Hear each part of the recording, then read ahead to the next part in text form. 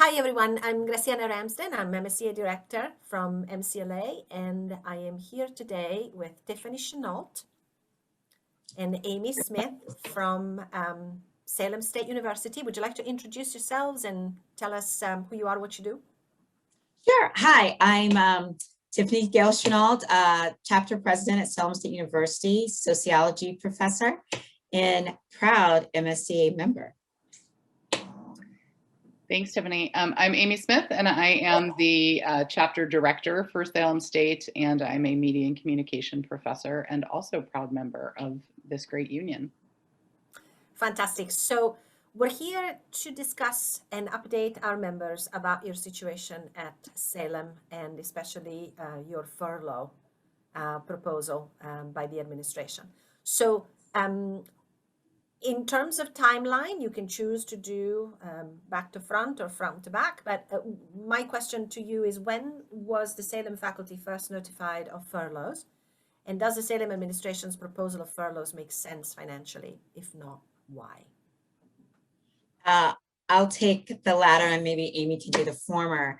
But as of today, furloughs don't make sense. I don't think they ever made sense. But I had a meeting with our president last week, and he said to me that there's no need to furlough because of the other cost-saving measures that have happened, meaning money that we've got from the state and also federal monies. So with this being said, he's still moving forward with the furloughs. And this is something that's been going on, I believe, since May, from when the president first went through the proper channels of going through the MSCA and proposing a 5-week furlough. And when that happened, we met with our members, be like, what do you think? Do you want to do this? And overwhelmingly, everyone said, no, this is not okay. Cal statewide don't accept that. And we did. Unfortunately, the other two union members and ASME and APA, they took that deal. So we did not. So even though they did, we didn't. And so there's been this constant threat of, well, they took the furloughs, you didn't. See, we're not being good teammates. We're not being good team members. And so there was this kind of pitting unions against unions, which was happening throughout this process. So that's kind of the back part. And I'll let Amy kind of talk about kind of the date process of how that worked. Thanks, Tiffany. So we were originally approached, we being the MSCA, originally approached by President Keenan in either, I think, June or July with a formal furlough proposal. As Tiffany said, it was 5 weeks at that time. And but prior to that, and one of the things that I am still focused on is that in April, we were hearing rumblings of the F word, furloughs. And so we were able to get some additional members of ours seated on an advisory budget committee that was being run on campus. They were making recommendations, not decisions. And so there was a lot of talk in those spaces about furloughs being included in the budget proposal that was going before our Board of Trustees. And so that did go in May to the board, and they voted to approve a budget that included several $1 million of savings due to furloughing. And that was across campus, all 3 of the unions, plus some of the non-unionized folks.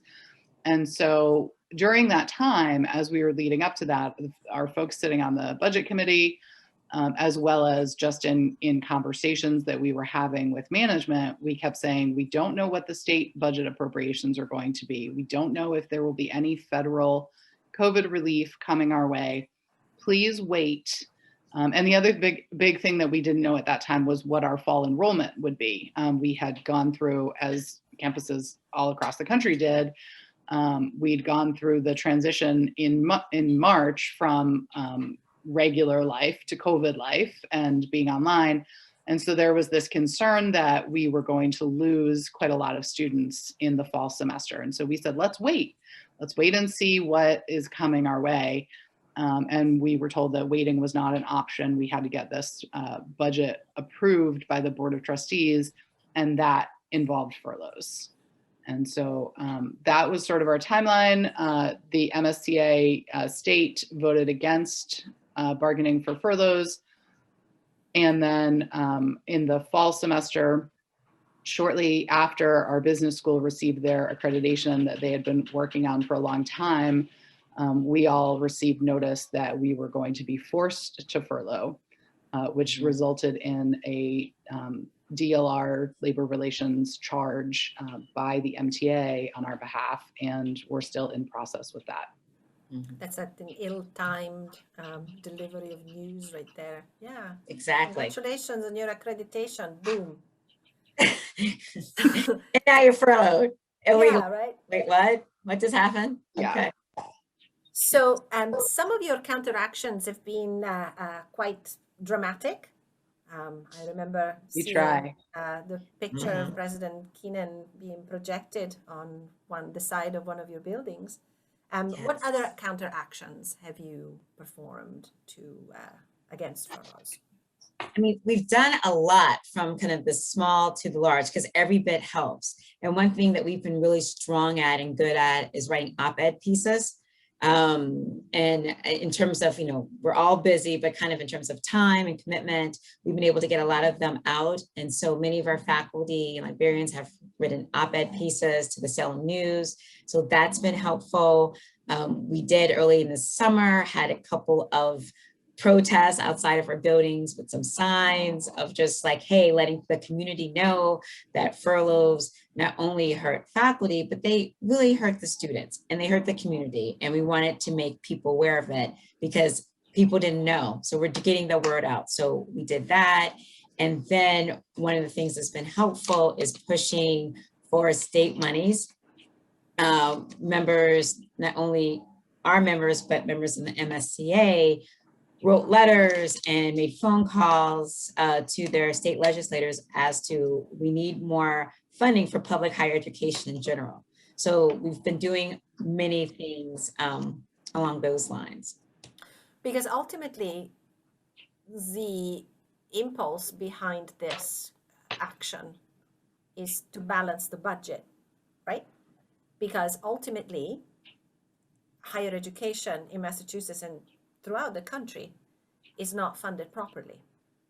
And so they're trying to close a budget gap by damaging the fiber of the institution, the workers, faculty, staff, and that is very, very problematic. So how can we help you? What can your sister institutions do for you? So many things.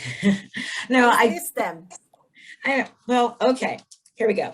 Now, what you all can do, which you all have been doing so amazingly well, is sharing our story, sharing with each other as to what's happening on campus.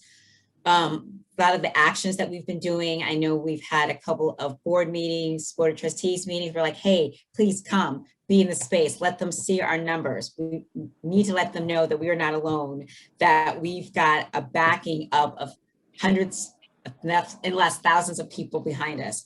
So that's helpful, especially when we've done campaigns around our state legislators and letting your local state legislators know about what's happening at Salem State, because as we keep saying, unfortunately, we are the test case, the bad test case, but we are the test case because what happens here will happen at the rest of our campuses. And so whatever strategies, plans, or techniques that we can come up with will be good not only for on our campus, but for the other campuses as well. Yeah, I think that that is really important. And the other thing I would just say is keep an eye out on your own campuses for specific things that might be happening that you have questions about.